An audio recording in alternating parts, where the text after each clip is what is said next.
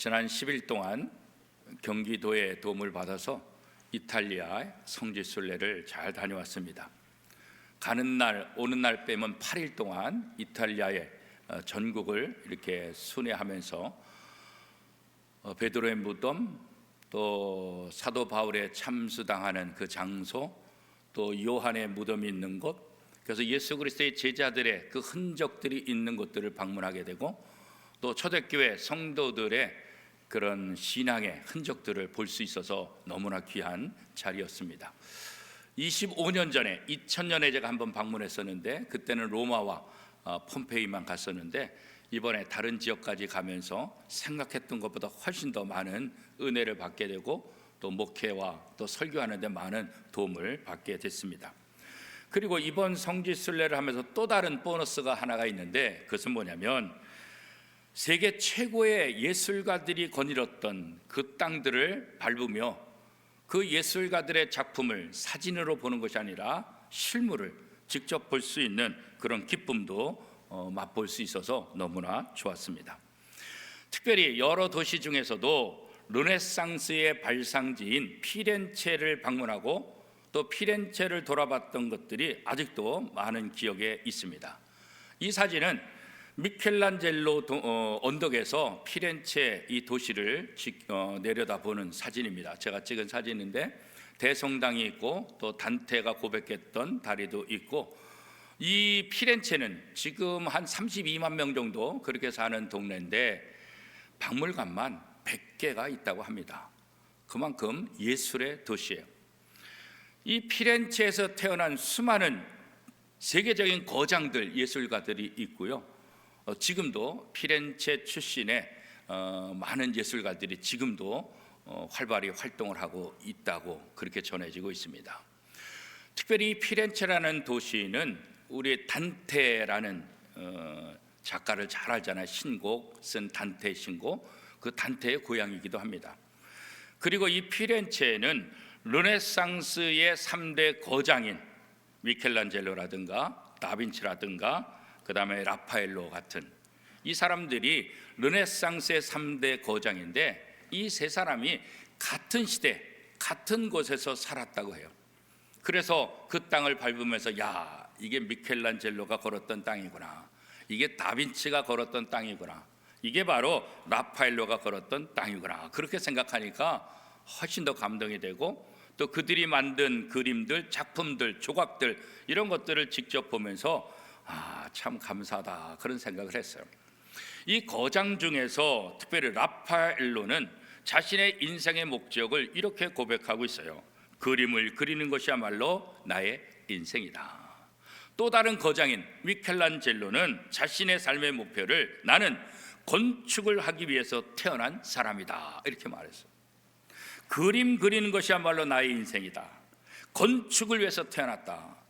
자신의 삶의 목표를 그렇게 삼았던 이 라파엘로라든가 미켈란젤로는 자신의 목표를 이루기 위해서 부단히 노력했고, 그 결과로 지금까지도 세계적인 거장 예술가로서 많은 사람들 앞에 존경을 받고, 이들이 그린 그림이라든가 이들이 만든 건축이라든가 조각은 지금까지도 전 세계에 아주 유명한 예술품으로 사랑받고 있는 것을 보게 됩니다.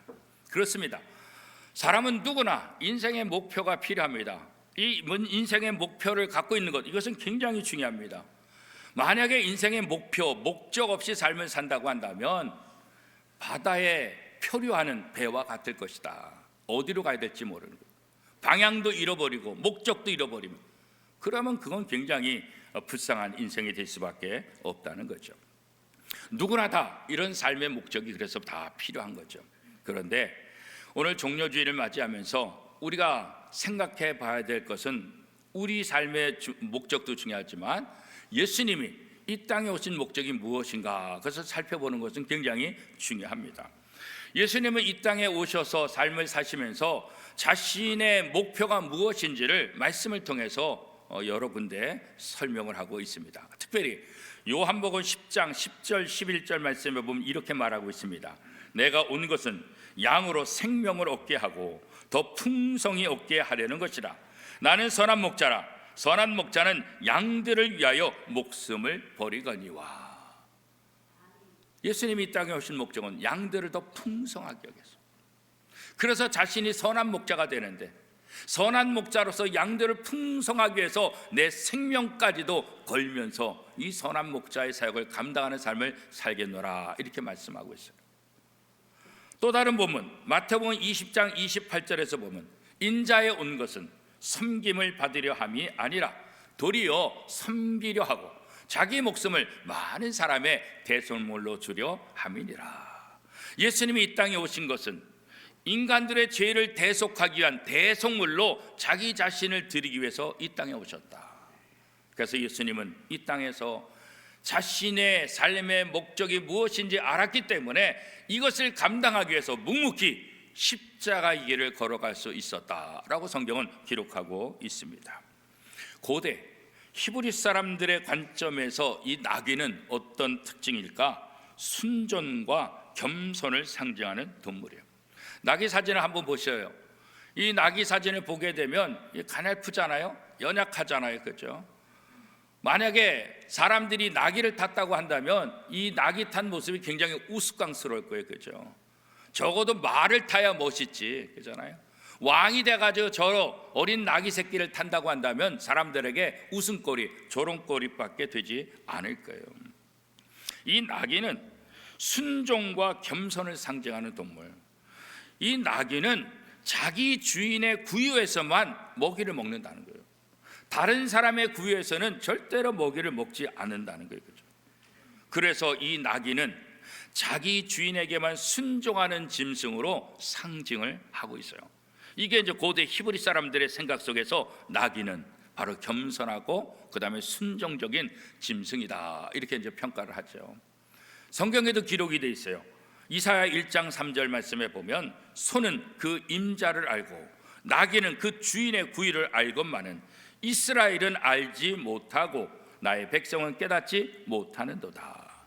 나귀는 그 주인의 구유를 알건만, 자기 주인의 구유에서만 먹기 때문에 자기 주인의 구유가 어떤 것이 분명히 안다는 거예요.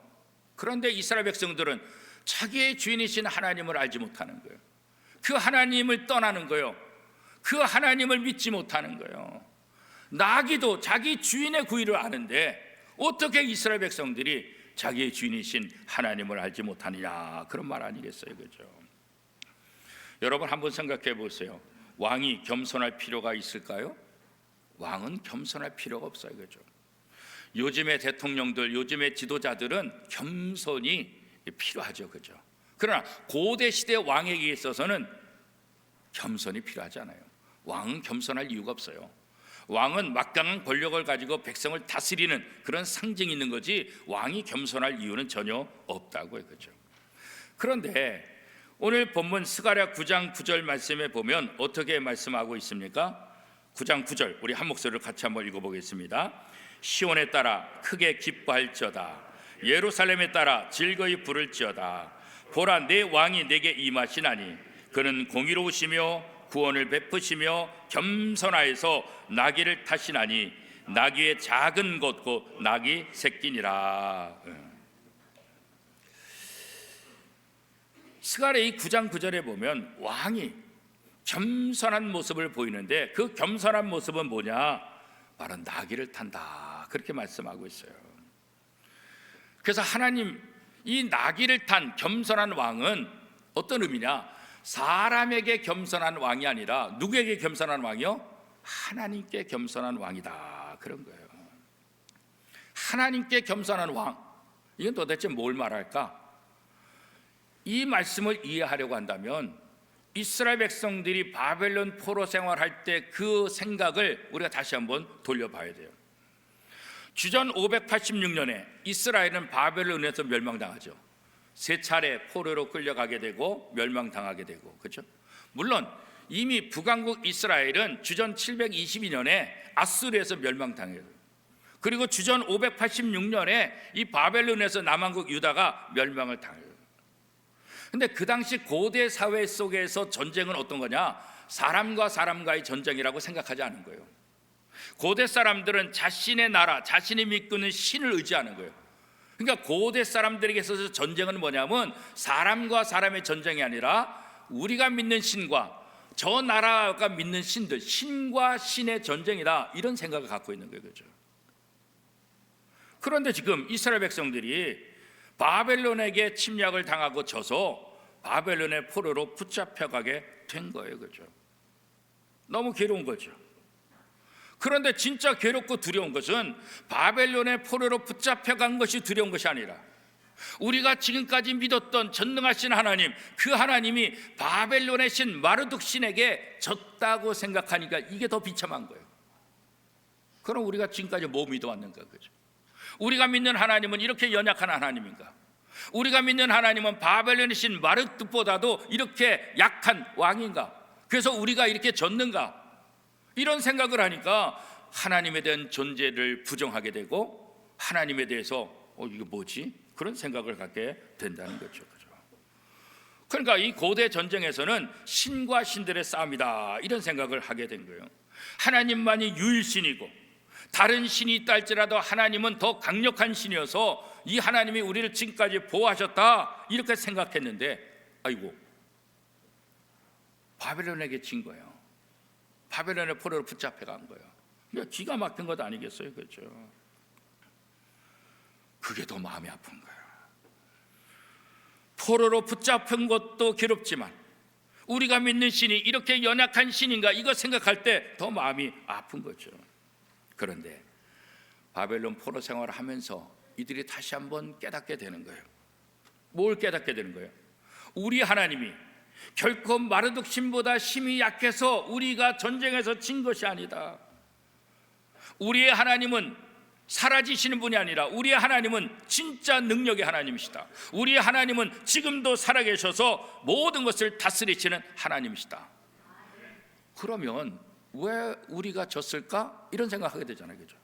아니, 그렇게 강력한 신인데, 그러면 그 신이 보호하는 이스라엘 백성들이 왜 마르둑 신을 섬기는 바벨론 사람에게 전쟁에서 패해서 이렇게 포로 생활을 할까?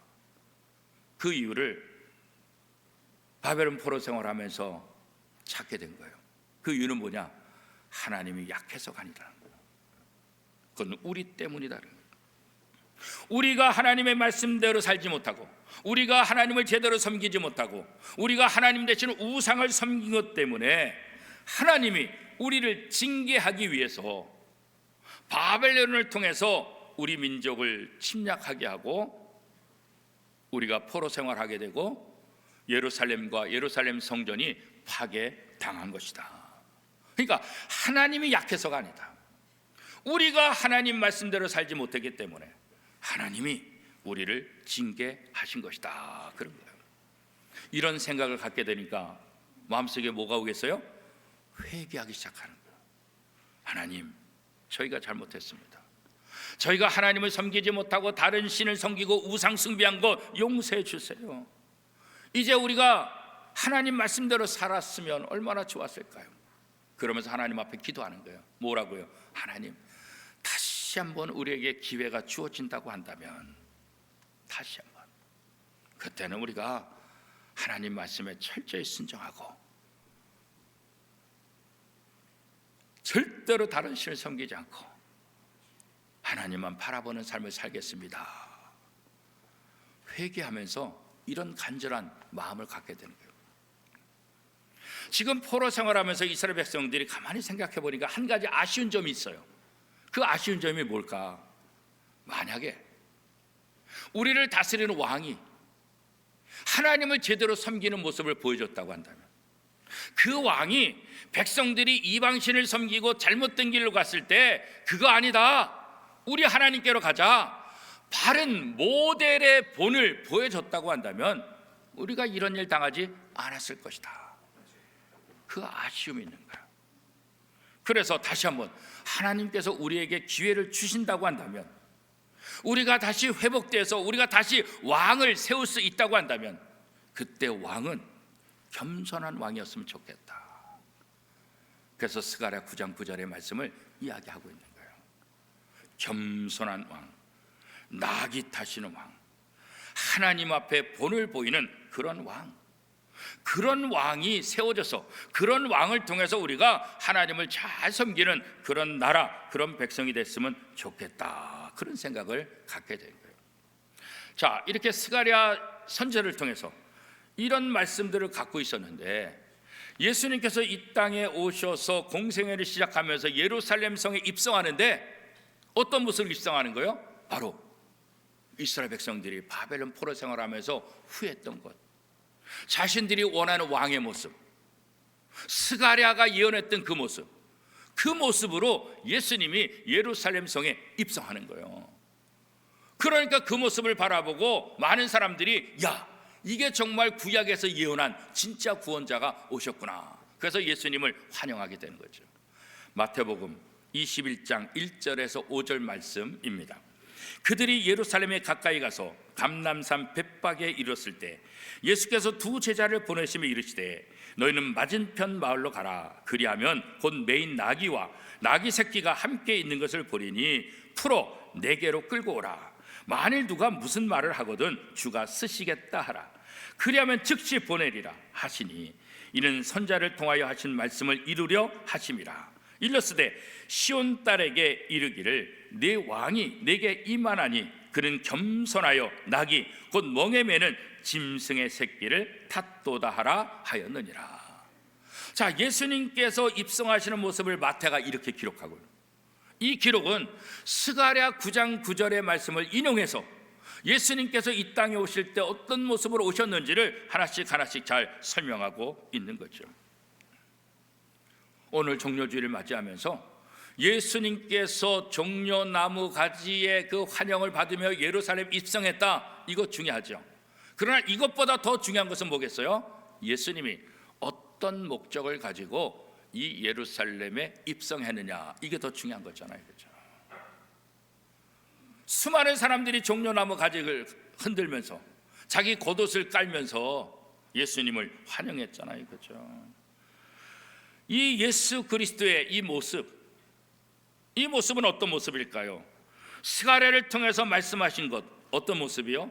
하나님을 경외하고 하나님 앞에서 겸손함으로, 그 모습을 이스라엘 백성들이 보고 배워서 이스라엘 백성들 역시 하나님을 경외하고 하나님 앞에 겸손하고 다른 이방신을 섬기지 않을 수 있도록 보여주고 가르쳐주는 왕, 그런 모습으로 예수님은 스가랴 예언대로 나귀를 타고 예루살렘에 입성하셨다, 그런 거예요. 예수님은 강력한 힘을 가지고 통치해서 평화를 유지하는 그런 왕으로 오신 게 아니에요. 사람들은 그걸 원하죠. 예수님께서 이 땅에 평화를 주시고자 하는 방법은 어떤 방법이에요? 강력한 통치, 이것이 아니라 뭐예요? 오히려 자기 자신을 십자가 내어주고 자기를 죽이는 그 모습으로 하나님과 화평을 이루기 위해서 이 땅에 오셨다, 그런 거예요. 그래서 마태복음 11장 29절 말씀에 이렇게 기록하고 있어요.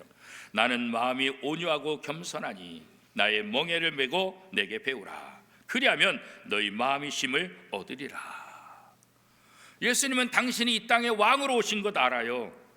그런데 그 왕은 어떤 왕이냐? 강력한 힘으로 통치하는 왕이 아니라 하나님의 말씀을 통해서 하나님의 말씀에 순종하며 또 하나님을 적극적으로 경외하고 하나님을 사랑하는 그 모습을 통해서, 그래서 이 예수님의 모습을 통해서 이스라엘 백성들이 어떻게 하나님을 섬길 것인가, 어떻게 하나님의 말씀에 순종할 것인가, 어떻게 하나님을 경외할 것인가, 이것을 보고 배울 수 있도록 예수님께서 12제자를 선택하시고 출퇴근하면서, 자, 오늘은 교과서 이거다, 이거, 그렇게 하지 않았잖아요. 3년 동안 함께 동고동락, 같이 먹고 같이 자고 같이 움직이면서 뭐겠어요? 삶을 보여주는 거예요. 예수님의 삶을 그대로 보여줘서 예수님의 제자들이 예수님처럼 살기를 원하셨던 거예요. 오늘도 마찬가지죠.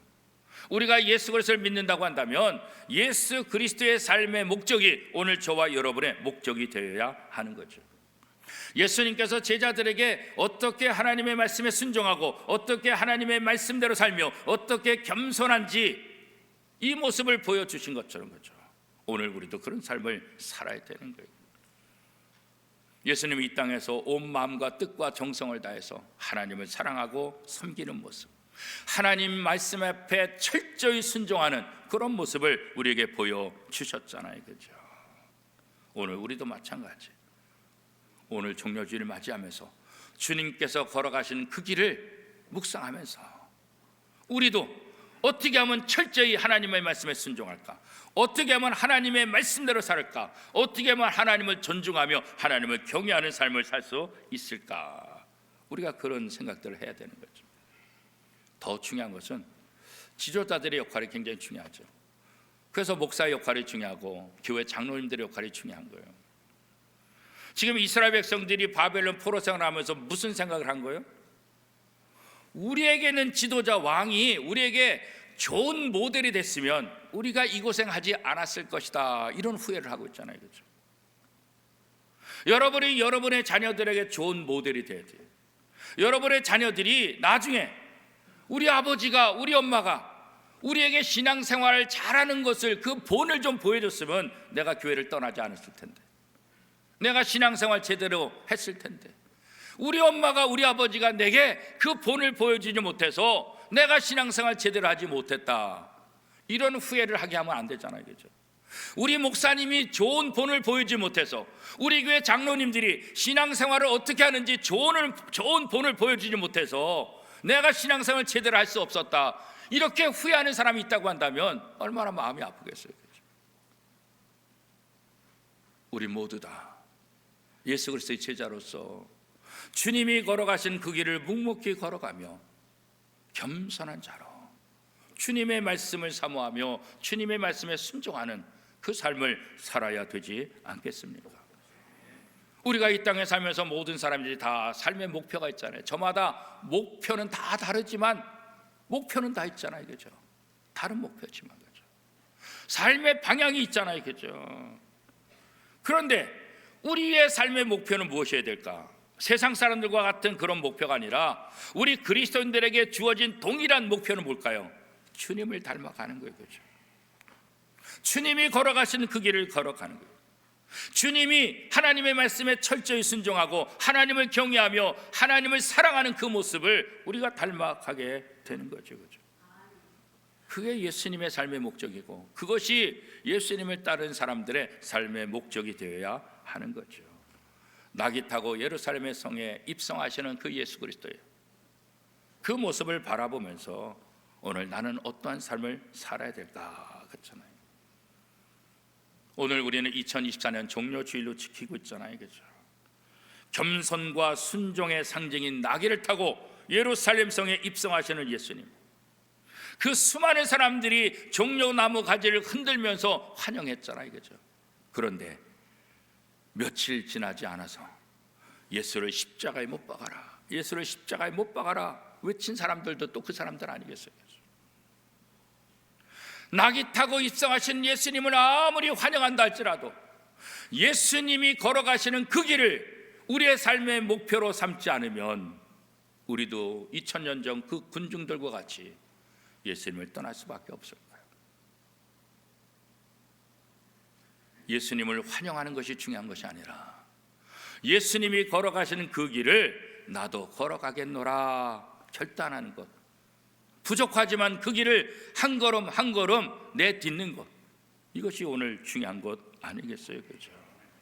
사랑하는 오미동교회 성도 여러분, 우리가 예수 그리스도의 제자라고 한다면, 예수 그리스도를 나의 구세주로 한다면 예수님처럼 우리가 어떻게 하나님을 섬겨야 할지, 우리가 어떻게 우리의 왕 되신 하나님 앞에 겸손한 삶을 살아야 되는지, 우리가 어떻게 하나님을 존중히 여기는 삶을 살아야 될지 예수님을 통해서 잘 배울 수 있기를 바랍니다. 그렇죠? 그리고 우리의 삶을 통해서 그것을 드러낼 수 있기를 바랍니다. 무엇을요?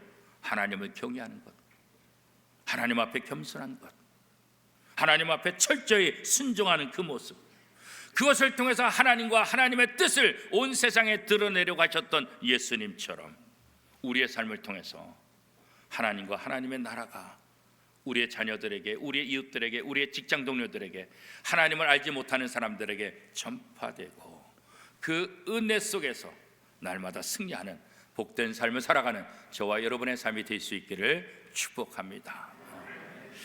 이 시간에 우리